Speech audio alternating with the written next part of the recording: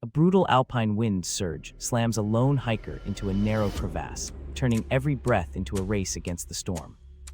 He uses a compact poncho to craft a windbreak, then seals the gap with pine needles and rock to cut the chill. He improvises a mini solar still and uses careful packing, extracting drinkable moisture while conserving energy for the long wait. A reflective emergency blanket becomes a signaling beacon, flashing light bursts with gusts for rescue.